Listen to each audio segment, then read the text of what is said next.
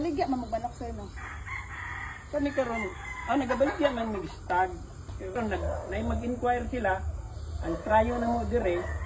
Pati yung akong ginagamit dito sa... Nabitin kayo ano? Actually, hindi pa po yan ang ating formal interview sa ating WPC1 back-to-back champion na si Mr. Helbert Casas. Nang nalaman ko na taga-Tagakpan, Tugbok, Davao City ang nag-back-to-back champion sa WPC1, ay bigla talaga kaming napasugod dito para ma-interview ang farm owner at breeder na si Mr. Helbert Casas at ang kanyang handler na si Mr. Richmond Ang para mas lalo natin silang makilala at para malaman natin ang mga linyada ng kanilang mga ginamit na manok. Tatanungin natin si Sir Helbert kung ano ang kanyang mga preference sa pagpili niya ng mga manok na kanyang ilalaban. At tatanungin din natin ang kanyang handler na si Sir Richmond kung ano ang kanyang mga ginawang paghahanda. At syempre, tatanungin din natin kung magkano ang kanilang napanalunan. Joke lang po, napakasimple at napaka-humble na tao ni Mr. Helbert Casas. No wonder kung bakit nakatanggap siya ng back-to-back na blessings. Itong nasa video ay hindi pa po ito ang kabuuhan ng kanilang game farm.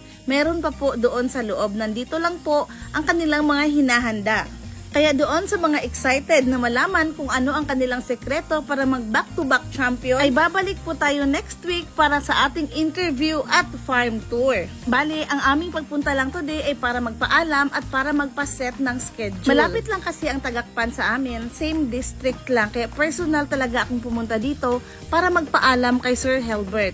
Dumaan din kami sa kanilang bahay para magpaalam sa kanyang may bahay. At sobrang grateful ko din dahil nanonood pala sila Sir Helbert, sila Sir Richmond, ang misis ni Sir Helbert, at ang kanilang team sa aking mga videos. Thank you so much po sa inyong support. So hanggang dito na lang po muna ang ating video. Abangan po ang ating pagbabalik sa 2HG Game Farm next week. Bye!